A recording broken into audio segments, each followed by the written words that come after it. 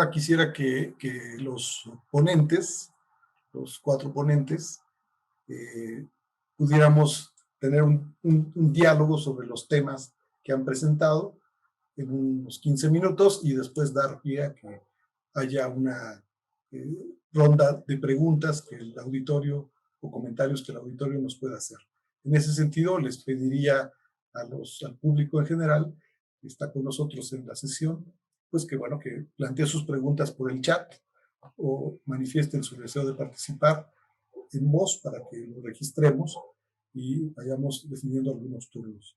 Sí, en esto las chicas que están en el control técnico tras el sistema, ¿verdad?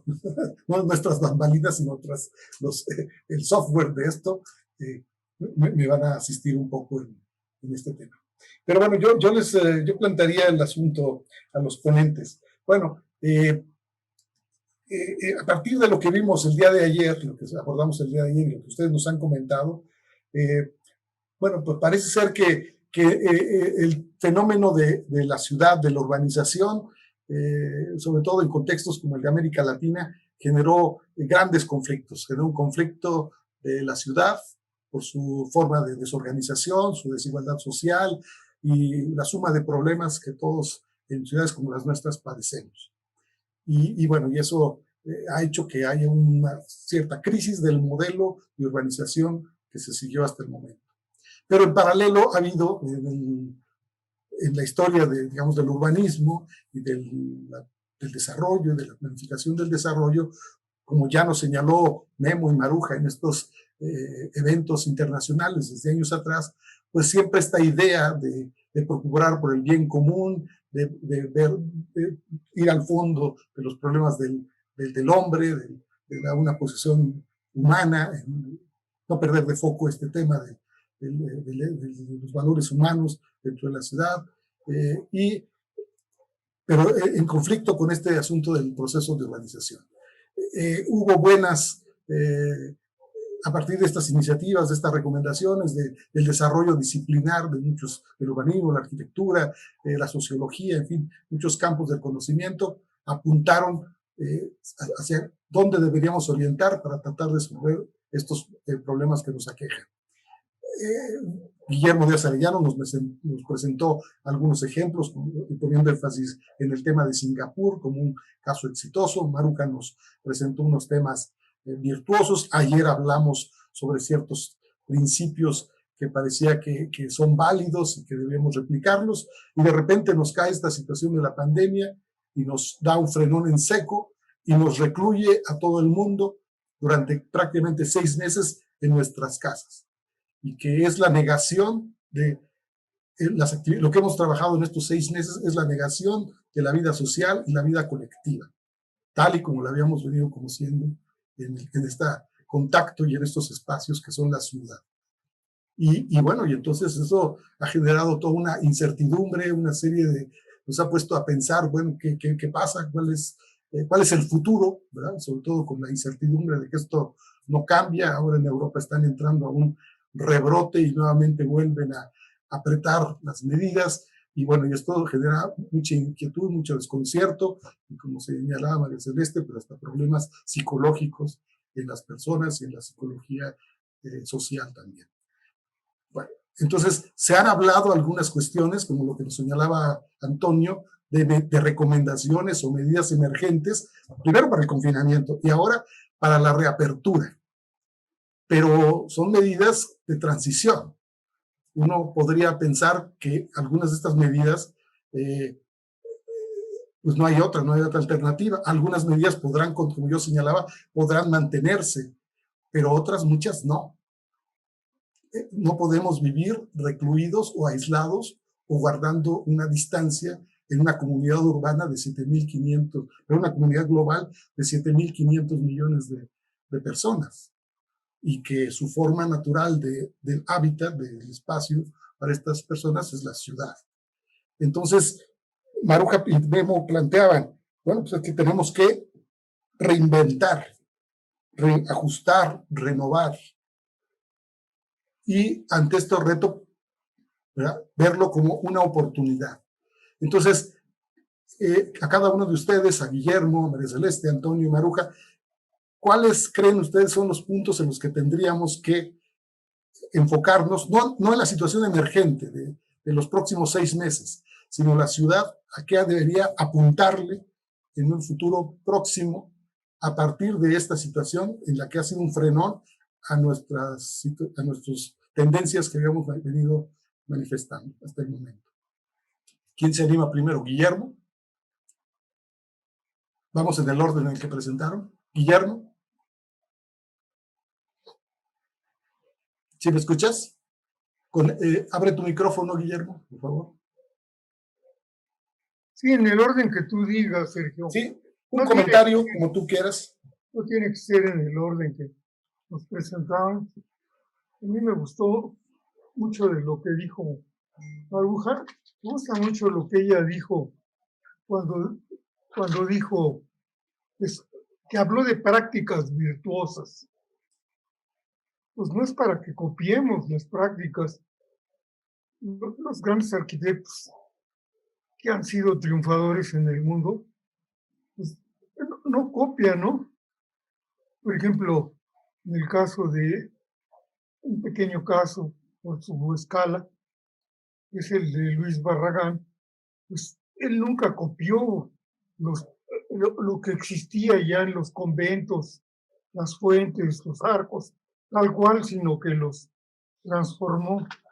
Entonces, yo creo que lo que estábamos hablando de reinventar la ciudad, pues sí, pero ¿hasta dónde? Lo que dices, Sergio, también, que algunas cosas, bueno, ahora se van a vivir y otras, unas podrán permanecer y otras no.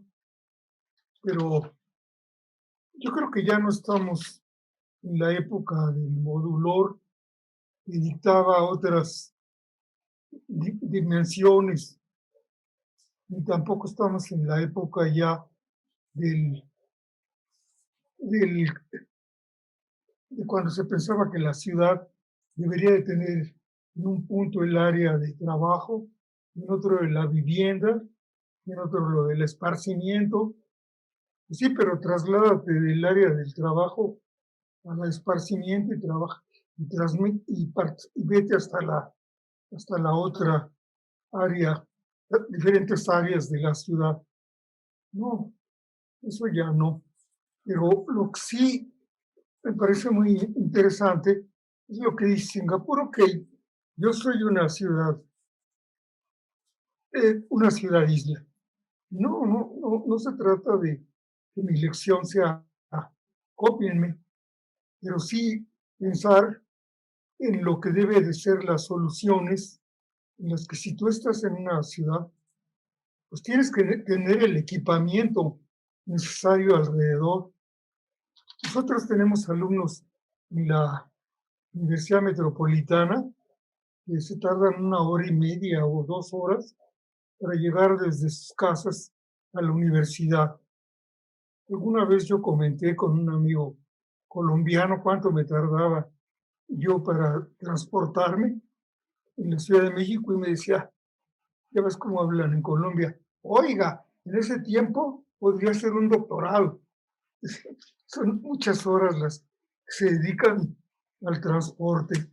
Entonces, yo creo que sí podemos tratar de tener, cuando se habla del barrio, ok, el barrio, pero yo creo que ver las ciudades como lo han visto en Holanda, por ejemplo, en algún croquis que yo veía, que tiene que haber una ciudad central, y luego células alrededor de ella que sean autosuficientes.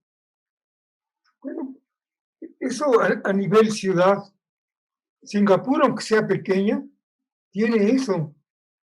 El área de industria y industrias hasta de 4 pisos. En edificios de 4 pisos que no sean contaminantes. Bueno, ellos no tienen la criminalidad que tienen nuestras ciudades, desde luego. Claro, las medidas han sido muy fuertes, pero a ellos pues ha funcionado.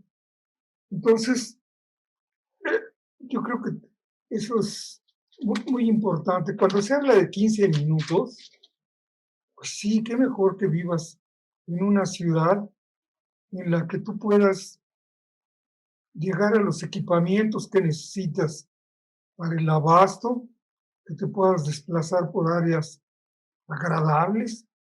Yo, por ejemplo, ayer caminé en Jutepec. Sí, tienen calles, banquetas, pero todas despedazadas.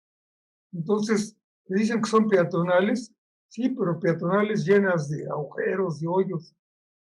Incluso alguna vez cerca de Bellas Artes, ahí el marido de nuestra amiga, mis amigos alemanes, estaba yo a punto de caer en una coladera destapada. Entonces, esa es una ciudad caminable, esa es una ciudad sustentable. Yo creo que lo que decía Maruja también es que la sociedad sustentable también tiene que tener una economía, porque no nada más tienes que estar cómodo. Por ejemplo, ¿qué ha pasado en Francia con las ciudades nuevas que se hicieron alrededor de la ciudad de París en los años 70, cuando se habla de toda esta crisis? Bueno, ellos dijeron, vamos a desarrollar ciudades, pero que cada una de ellas sea autónoma, porque si no son ciudades dormitorio. Si yo nada más voy a llegar a dormir ahí y voy a trabajar a París, pues no. O sea, cada ciudad tenía que tener su propio equipamiento y dentro de cada ciudad, yo creo que también las áreas de la ciudad tienen que tener su propio equipamiento. Y bueno, pues yo he estado en lo que platicó Maruja de Tokio, también he estado en Bogotá, también recorrí hace poco el High Line de New York y es un placer recorrer el High Line de New York, lo que estás viendo en todo el recorrido, los edificios que están a la derecha y a la izquierda, y todo eso lo vas caminando a pie. Ahora, qué lejos estamos quizá de todas esas soluciones, pero ¿cómo es que Lee Kuan Yew el premio lo ganó Medellín? Un año ganó el premio Bilbao y el siguiente año ese premio al urbanismo internacional lo ganó Medellín.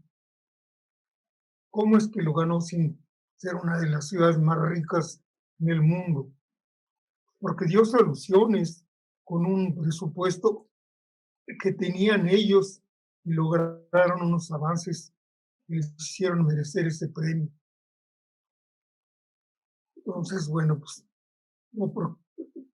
yo creo que sí, es importante que veamos lo que está haciendo en otras partes del mundo y también ver que ciudades latinoamericanas como Medellín han merecido un premio al urbanismo internacional.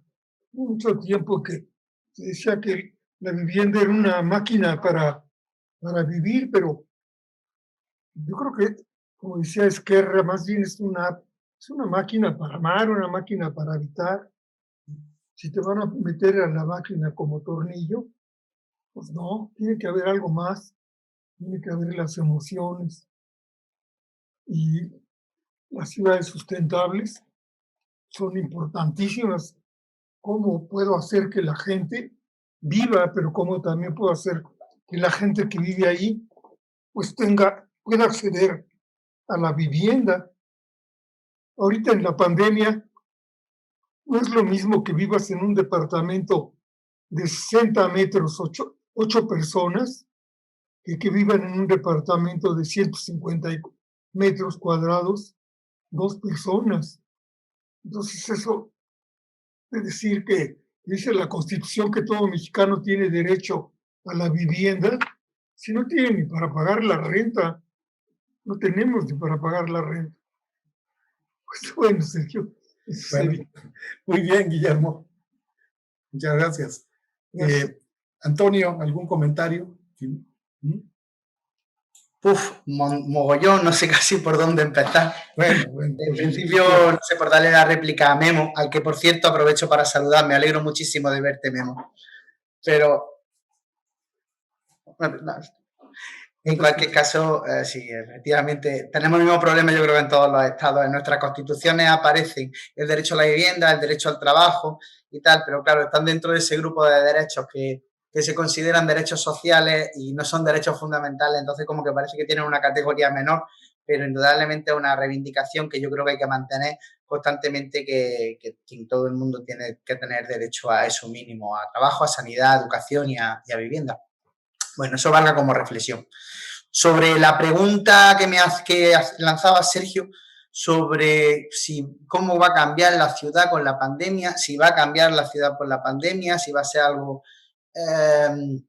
que va a ser coyuntural o va a ser algo permanente. Yo creo que claro, yo no soy urbanista, en tono el mea culpa, no soy arquitecto, pero bueno, sí soy historiador y me especialicé en gestión cultural, como sabéis, y creo que la historia nos enseña también que toda pandemia ha cambiado la estructura de la ciudad, ¿no? Si hablo de Europa, no sé, las sucesivas pandemias de peste y de viruela, pues iban despoblando las ciudades, de las ciudades iban pasando al campo. La gorda del siglo XIV pues dejó las ciudades prácticamente despobladas porque la gente huía donde no había virus. ¿Dónde no había virus? Pues en los pueblos pequeños. Así que se quedaron muchísimas casas despobladas. La epidemia de cólera del siglo XIX, pues quizás fueron el revulsivo que necesitaban las ciudades para hacer las canalizaciones de agua de las que hoy en día se disfrutan, ¿no? ¿Cómo va a afectar esta a la ciudad, Sergio? Pues, en fin, no soy un oráculo. No sé si en los próximos tiempos encontraremos que los pisos de vivienda vamos a tener que pasar por esos arcos que os enseñaba desinfectantes. Si además también es cierto que estamos en un momento, no sé si es pronto para hacer el análisis por un tema que no tiene tanto que ver con nuestra disciplina como médicos. Realmente, ¿cuánto tiempo se tarda en conocer un virus? No sabemos cómo va a evolucionar, no sabemos si la vacuna va a ser eficaz, si es que va a llegar la vacuna. Entonces estamos bastante en pañales. Yo creo que dependemos mucho de cómo los epidemiólogos van a tratar este tema. Pero sí, yo creo que la ciudad tiene que tender a buscar la escala humana, a ser sustentable, a ser flexible, pero claro, también me planteo, y no sé si es un tema, y ahora lo pregunto a todo el público, no sé si es un tema que tratáis dentro del ámbito del urbanismo. O sea, leía el otro día, antes hablabas de que éramos 7.000 y un pico muy grande de millones de personas en el planeta. Leí el otro día que la organización, la ONU, decía que íbamos a llegar a 8.500, puede ser en 2025. Entonces, claro, yo no sé si las ciudades pueden ser sustentables con ese ritmo de crecimiento. Y una pregunta que lanzo a todo el mundo es si alguna vez se habla ¿Perdón? En vuestros foros, en vuestros trabajos se habla también de decrecimiento, porque a lo mejor es uno de los próximos retos que nos vamos a encontrar, con el que la población mundial y las ciudades han de decrecer para poder ser sustentables. Ponía Memo el ejemplo de Singapur. Y ahora, lejos de mí meterme en política, pero le lanzo de nuevo la bola. Quizás Singapur sea un modelo de éxito porque es una ciudad-estado y tienen menos niveles en la administración que van haciendo que las cosas se demoren.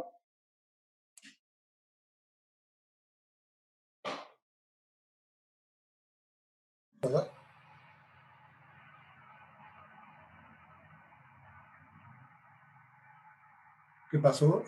¿Qué pasa, Antonio? No sé, yo he lanzado más, he explicado mis opiniones, sí, y he lanzado más preguntas que otra cosa. Pues que te quedaste así como... No, simplemente... Como en cuarentena. Preguntaba si realmente... Lanzaba una pregunta al aire. Sí. Si realmente el hecho de que Singapur sea un ejemplo de sostenibilidad tiene mucho que ver con el hecho de que sea una ciudad-estado y que me imagino que tiene menos niveles administrativos que hacen que las decisiones se puedan demorar y hace que las decisiones sean más efectivas. Con eso terminaba, Sergio, simplemente una pregunta al aire. seguramente, claro. Pero bueno, Antonio, también en tu presentación hablabas y nos mostrabas una lista en tu ámbito de los espacios culturales de las recomendaciones que se han hecho. Yo conté la recomendación esta de consenso que tú establecías, porque hubo otras ya más puntuales para cierto tipo de espacios, que iban desde 5 a 9 recomendaciones, pero esta de 18, que es un consenso, yo así rápidamente, a uno de pájaro, veía que 10 de esas recomendaciones, cuando menos, podrían aplicarse de manera permanente en el uso de ciertos espacios, que son los espacios, tú lo enfocabas a los espacios culturales, pero son espacios colectivos donde la gente va y no necesariamente tienen que ser culturales. Educativos también tienen mucho que ver. De todo tipo. Y incluso en el espacio público, tal vez están pensados más para gente que está congregada en recintos cerrados, ¿no? Pero muchas de esas también se pueden aplicar para el espacio público, donde la gente se mueve, se pasea, convive, etc. Así es. Entonces yo creo que ahí hay un tema en que ciertos aspectos tendrán que adaptarse permanentemente a una nueva realidad. Y tal vez estoy completamente no sean ajustes muy espectaculares, pero sí tendremos que incorporarlos a una nueva forma de vida, pues con mayores precauciones y de mayor salubridad, si se puede aplicar la palabra. Lo que es importante es que esa búsqueda de salubridad no nos cueste la alegría de vivir. Así es. El otro día me encontraba, hablaba, claro, dentro de mi ámbito imaginaréis con quién trabajo, ¿no? Músicos, artistas. El otro día me encontré con un guitarrista de un grupo bastante reconocido en España y me decía, Antonio, menos ansiolíticos y más conciertos. Muy bien. Particular reivindicación. Claro. Bueno, muy bien, Antonio. María Celeste, ¿qué nos puedes decir al respecto? Bueno, de lo que hemos estado hablando. Bueno, considero que hay 3 actores. El primero es la sociedad, el segundo son los especialistas, que en este caso nosotros como arquitectos y Antonio. El tercero, la academia. Claro. Bueno, primero empezar con la sociedad. Tiene y va a tener un comportamiento distinto con esta nueva realidad. Creo que necesitamos tener un acercamiento, necesitamos entender cómo son las condiciones de vida, no solo de un sector, sino de todo el conjunto para generar propuestas objetivas. Lo que respecta a especialistas, creo que tenemos la responsabilidad de saber traducir e interpretar la identidad de nuestras ciudades en propuestas sostenibles y viables que permitan una reintegración, una reformulación de lo que es el concepto de comunidad. Esto lo digo porque me pareció bien interesante lo que dijo Maruja y Guillermo respecto a que cada ciudad tiene su identidad. Por ejemplo, en el caso de La Paz, hacer una ciclovía es como hacer un tobogán natural por el tema de la topografía. Entonces yo creo que ahí va mucho el tema de la creatividad, de cómo nosotros respondemos como profesionales con propuestas, repito, objetivas, que realmente cambien y mejoren las condiciones de nuestras ciudades y también de nuestros países. Y el tercero, la academia. Creo que también va a cambiar mucho el modelo a nivel general de cómo enseñamos, cuáles son los objetivos. Si bien ha comentado Antonio que otro tipo de fenómenos como cólera ha cambiado el concepto de urbanismo, también yo creo que va a cambiar mucho en cómo se enseña en la universidad. ¿Cuáles son los objetivos? De que no necesariamente creo que es importante que salgan para generar proyectos que se puedan ejecutar. Creo que es importante motivar a los estudiantes a que propongan proyectos viables con el conocimiento que tengan, y así también se forman no solamente teóricamente, sino de una manera práctica. Y bueno, realmente ha sido un gusto poder compartir con ustedes y tener tanta retroalimentación. Muchas gracias, María Celeste. Bueno, Maruja, ¿algún comentario? Tú hablabas sobre esta oportunidad que se nos da para pensar una nueva visión sobre el uso y apropiación del espacio público. Sí. ¿Qué nos puedes comentar? Bueno, desde el punto de vista digamos, de las oportunidades que brinda esta crisis, y la vemos desde ese punto de vista, podemos pensar que el arquitecto o todos los que intervienen en la ciudad tendrían que ser más creativos, más innovadores, pensando en cómo hacer una ciudad, digamos, más salubre, más sana, ¿sí? Porque una ciudad más sana es una ciudad más habitable, más vivible, y esos son como que, digamos, conceptos que se han venido manejando siempre en el urbanismo. Yo pienso que ya todo está inventado, lo que tenemos es que reflexionar y ponernos a pensar un poco en cómo ajustar, como decía Christopher Alexander, y me gusta mucho esa palabra de hacer ajustes. No es quizá, digamos, inventar cosas nuevas, sino reajustar, hacer ajustes en lo que ya tenemos, ¿no? Y entonces hacer adaptaciones a las necesidades que, como en este caso la pandemia, nos ha mostrado, nos ha expuesto. Y desde el punto de vista digamos, de la ciudad, de los modelos de ciudad, también. El modelo de ciudad del que hablamos policéntrico es un modelo que no es nuevo. Ahí está. Y sabemos que funciona, que es un modelo que es digamos, que se puede adaptar muy fácilmente en las ciudades.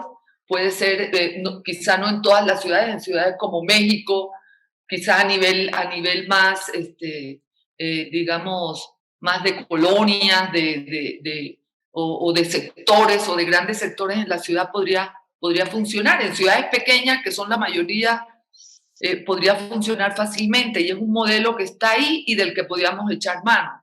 Entonces, yo digo que es cuestión de explorar en lo que ya existe y ajustarlo a las condiciones que se nos están presentando hoy, a la situación de esta emergencia sanitaria.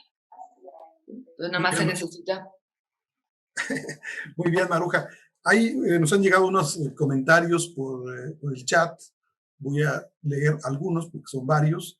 Y también, como decía hace un momento, pues invitar a que alguien pueda hacer alguna pregunta más específica dirigida a alguno de nuestros ponentes.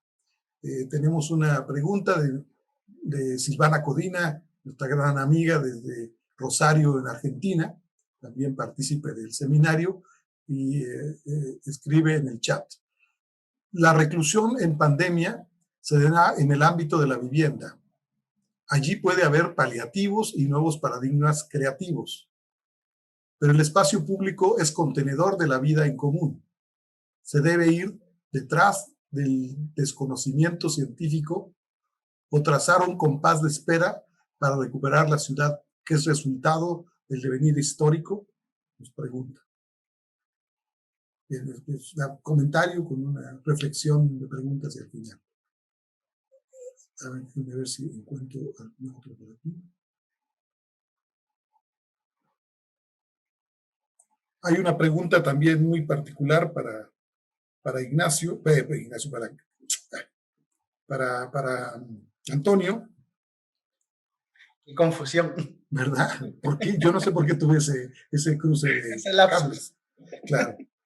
Y preguntan muy específicamente que el arte callejero, ¿qué papel crees que pueda desempeñar en esta vuelta a la normalidad?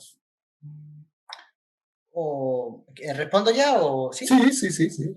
Bueno, yo creo que el arte callejero mutará. Mutará porque en el ámbito del arte callejero, pues serán lo que quieran tres actores que entrarán en juego. Por un lado, el artista, y no voy a decir los artistas, voy a decir el artista, porque depende de cada artista en particular, la idiosincrasia y cómo quiera plasmar su arte.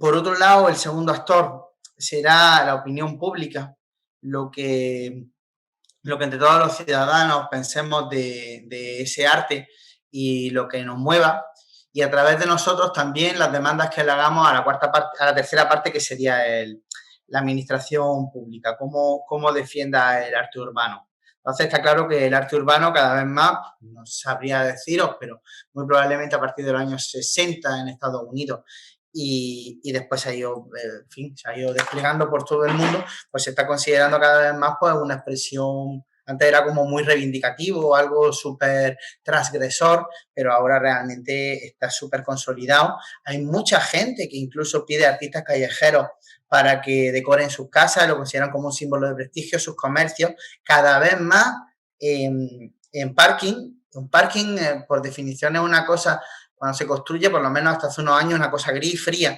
Ahora muchísima gente contrata grafiteros para que lo decoren con motivos extemporáneos. Lo que pasa es que será, como os digo, lo que quieran esos tres actores, pero lo que sí que me gustaría, indudablemente habrá algunos artistas de arte callejero que se metan dentro del sistema más consolidado o más comercial, podemos decir, y otra gente que estará un poco más fuera del sistema y que si colaboran con algo que esté reglado, muy probablemente sea con movimientos comunitarios pequeñines. Y como hoy se ha hablado mucho de Medellín, estaba pensando precisamente en Medellín, donde los artistas callejeros pues se metieron en la Comuna 13 y de una manera más o menos ordenada pues quisieron representar las cosas que ellos habían vivido, pero realmente imagino que habrá, por un lado, una parte un poco dentro del sistema, otros muy dentro del sistema y otros más transgresores, pero sí es cierto que me parece que la propia naturaleza del arte urbano estaba el ser transgresor, estaba el hacer pensar, tenía una cierta violencia dentro y hacía plantearse cosas a la gente y hacía que el barrio tuviera una personalidad y hacía que la gente pensara. Entonces, sí es cierto, esto es una opinión personal, que creo que el arte tiene que seguir manteniendo esa virtud de remover conciencia y de hacer que nos planteemos las cosas de las que más seguros estamos. Y por eso espero que precisamente este tipo de arte pues se mantenga en esa línea y probablemente mutará. Además también estaba pensando que puede incluso mutar a formas bastante más digitales, ¿no? El caso es que no recuerdo, pero hay un artista italiano, tendría que mirar el nombre, que está dentro, que sigue siendo reivindicativo, pero ahora se está reconvirtiendo en artista urbano digital, pero ahora mismo no recuerdo el nombre, lo lamento. No sé si te he respondido. Bueno, seguramente sí. Creo que lo había preguntado Olga. Olga. Sí, sí, Olga lo preguntó. Ok, correcto. Hay una pregunta muy específica para María Celeste. Me lo hace Marianela Telles. Te felicita por tu presentación y pregunta que esta propuesta que presentaste, si consideras que puede ser replicada en todos los mercados pequeños de La Paz o simplemente es adecuada para implementarse en la vía pública de la ciudad. Bueno, muchísimas gracias, Marianela Telles. Y bueno, sí, o sea, el objetivo principal es que se pueda replicar en todos los mercados, pero como primer paso sería la intervención en los pequeños mercados que dentro de la ciudad de La Paz se ha generado para evitar que haya mucha congestión de gente en los mercados ya establecidos. Y sí, se podría replicar tranquilamente, no habría ningún problema. Bueno, muy bien, muy bien, muy bien. Sí, gracias, muy amable. Tenemos todavía, estamos sobre el tiempo, pero tendríamos algún minuto. Chicas del staff, el doctor Alejandro Calvo quiere hacer un comentario. Si le pueden dar acceso al micrófono. A ver si yo puedo. Ahí está. Ya está listo, Alejandro. Gracias. Saludos a todos, también del Colegio de Urbanistas de Oaxaca. Les mando un cordial saludo. Voy a ser breve. Para el maestro Guillermo, si el concepto de identidad lo puede él considerar en la reflexión de ser de ahí, en el sentido de vecindad que mencionaba. Para el compañero Camacho, que no sé si es de mi familia, yo también me apellido Camacho, pero bueno. La cuestión, tenemos primo. a lo mejor, Sí, perdón, él es de los Camachos de Granada y tú eres de los Camachos de... sí, pero como todo viene de España, para lo de México a lo mejor tiene que ver algo. ¿Quién sabe?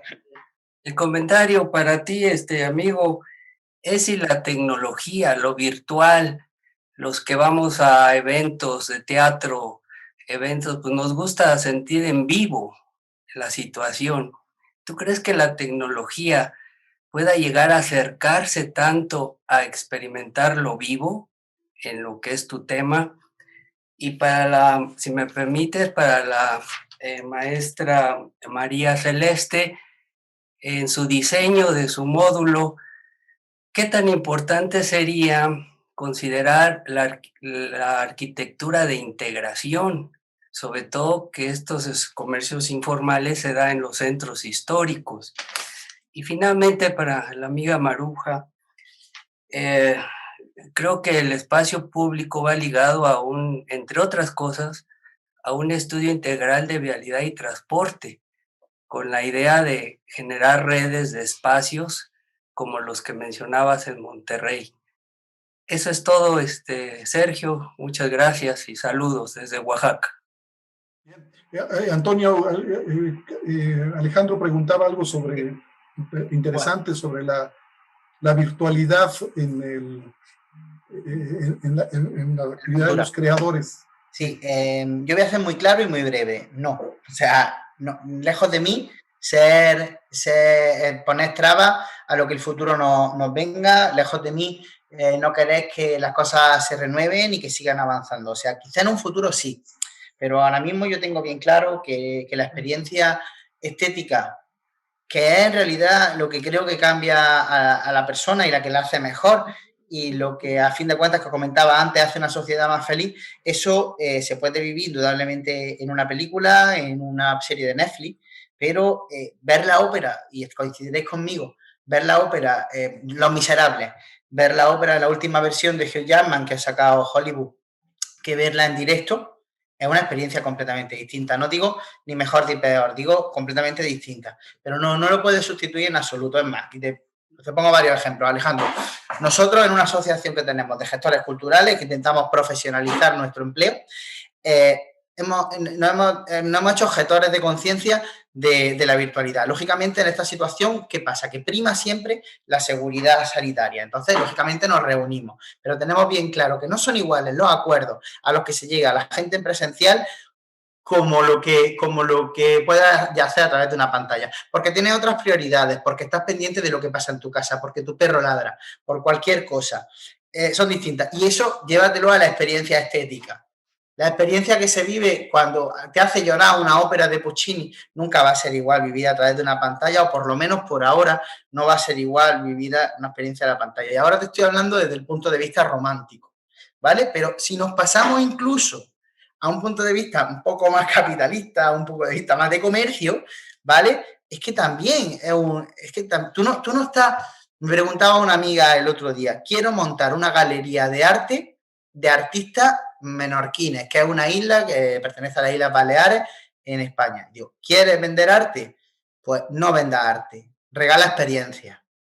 No sé si estaré en lo cierto o no, pero llévate al coleccionista, enséñale el ambiente que hay alrededor de la casa donde el artista pintó el cuadro. Mira, enséñale cómo huele ese mar que viene. Llévatelo después a comer, enséñale un vino de la tierra, si es que bebe vino, si no un producto de la tierra, a comer sobrasada o cualquier cosa que se dé en ese ambiente y empápalo de toda la experiencia. Claro.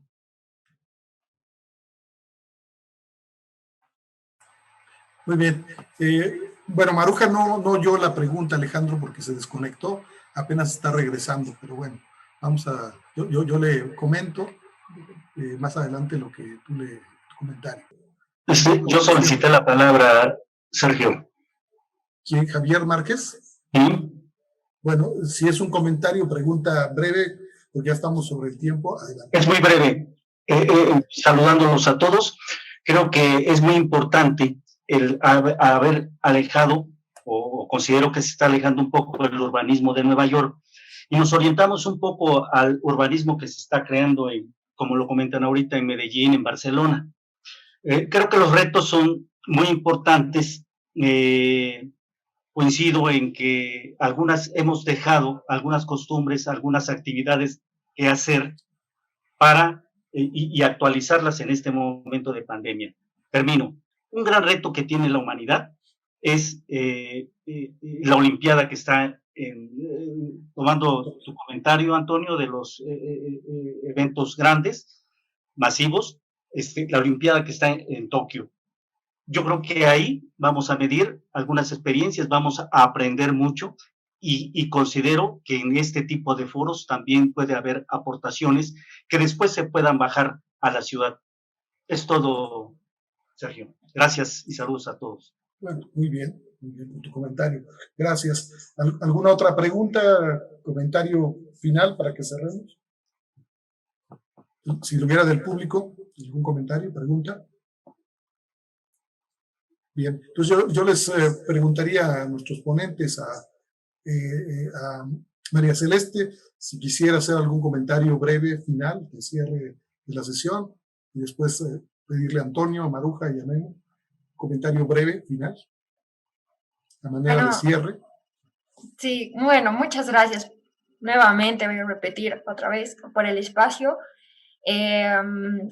Y bueno, les dejo la perspectiva de ver la pandemia como una oportunidad, como una nueva forma de ajustar, como decía Maruja, nuestras ciudades, de mejorar las condiciones de vida de nuestra gente. Y yo creo que es bien importante ser innovadores en el aspecto de que hay una actitud positiva al momento de actuar frente a un problema, frente a una situación. Y creo que no debe determinar cuánto conocimiento tengamos. Sí hay que hacer siempre análisis, pero creo que la iniciativa vale mucho y la actitud también. Y bueno, pues muchas gracias nuevamente. Gracias a ti, María Celeste. Maruja, ¿sí? Un comentario final es, y yo considero que tenemos que aplicarnos como otras ciudades lo han hecho, ¿no? O sea, la apuesta está sobre la mesa y tenemos que aplicarnos a ella y trabajar, ponernos a trabajar por nuestras ciudades, por la salud, del planeta, como lo dije, por la salud de las personas, pero también por la salud del planeta y hacer las cosas bien, ¿sí? Yo creo que eso es lo más importante. Decíamos que hace rato comentábamos, Sergio y yo, de la importancia de la gestión en nuestras ciudades para alcanzar para lograr algunas digamos, objetivos que nos planteamos para mejorar las ciudades desde el punto de vista físico. Y bueno, físico para la calidad de vida de la gente. Y entonces esto pues es muy importante, cómo gestionamos nuestras ciudades, cómo nos aplicamos, cómo tomamos ejemplos de casos exitosos y bueno, y ponerlos en práctica en nuestro medio, adaptarlos a nuestro medio de tal manera que nos lleve a lograr pues eso que queremos, ¿no? Esas ciudades sustentables, habitables, inteligentes, etc. Gracias y saludos a todos. Muy bien. ¿Quién me falta? Antonio. Hola de nuevo.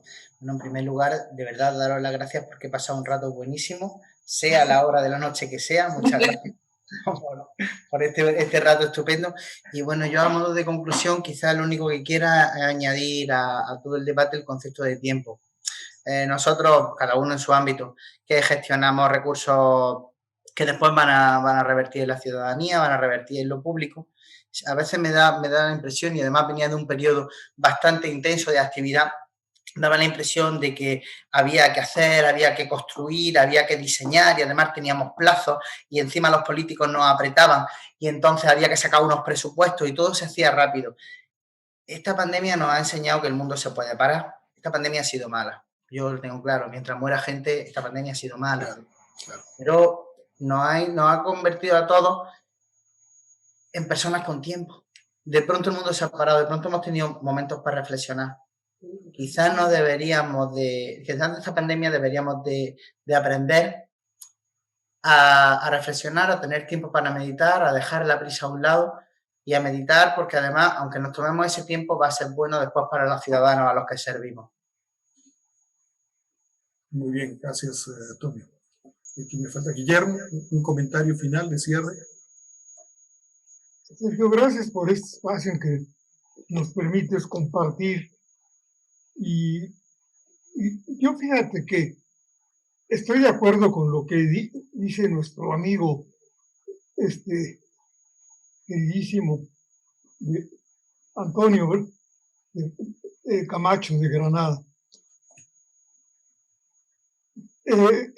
Entonces, ¿yo cómo lo ejemplifico?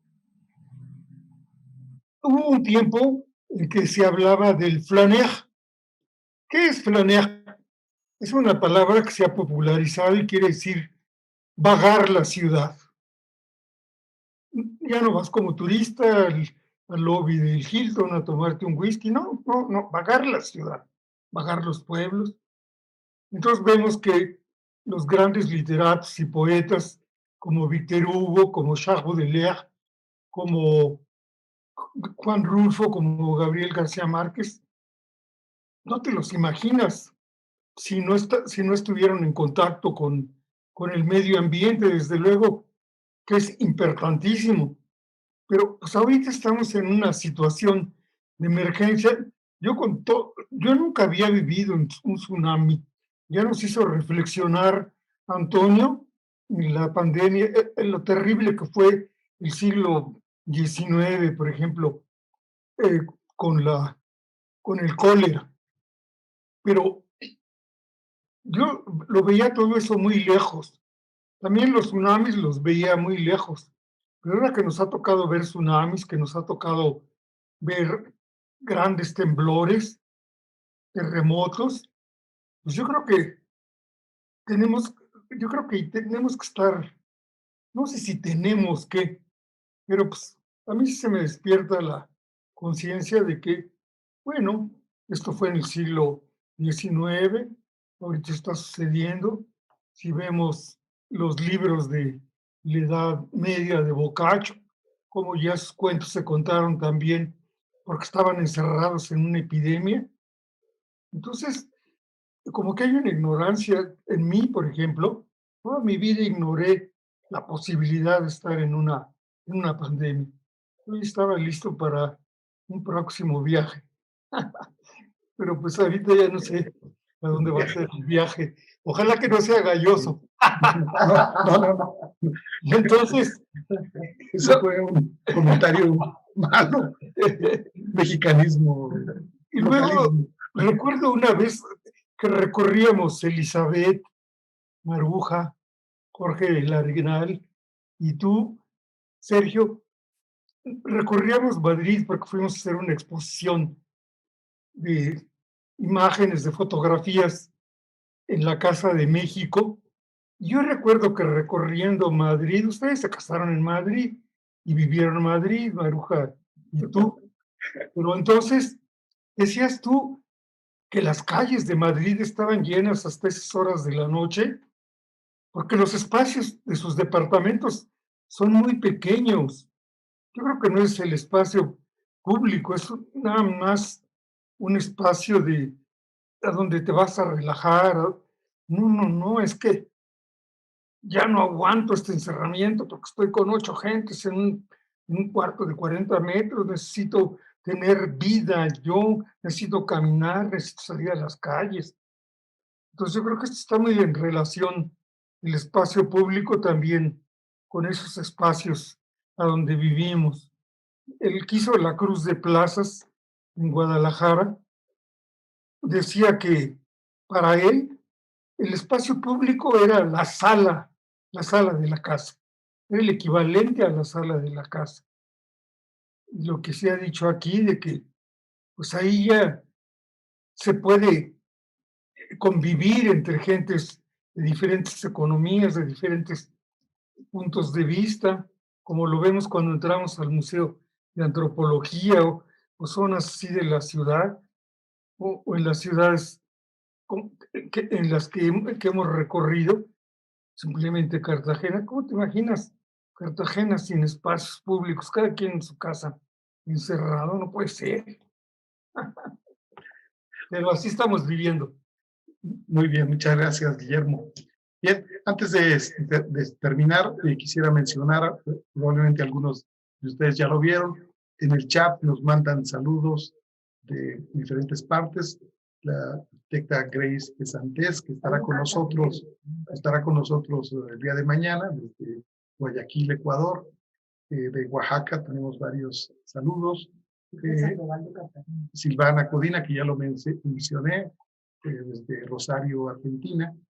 La arquitecta Andrea Amador, coordinadora de todo el grupo de Oaxaca, les manda felicidades a los ponentes y comenta que ha sido una jornada muy interesante y pondera la cordialidad de la charla que hemos tenido, que es más que una reunión de expertos, es una reunión de amigos que comparten sus saberes y sus experiencias. También de Jorge Sandoval, amigo nuestro de Cartagena, Colombia. En fin, Jorge Sandoval, bueno, soy de Cartagena, que ya lo mencioné. Y bueno, esos son algunos de los muchos amigos que se reportan a través del chat. Estoy seguro que en la transmisión por Facebook y por YouTube, pues seguramente mucha gente nos está siguiendo. Bien, cerramos la jornada de hoy.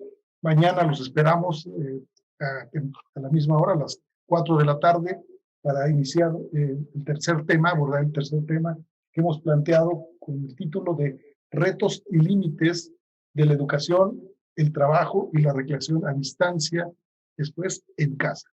Bueno, muy bien. Entonces, nos vemos mañana. Que descansen. Un gusto estar con ustedes. Hasta luego.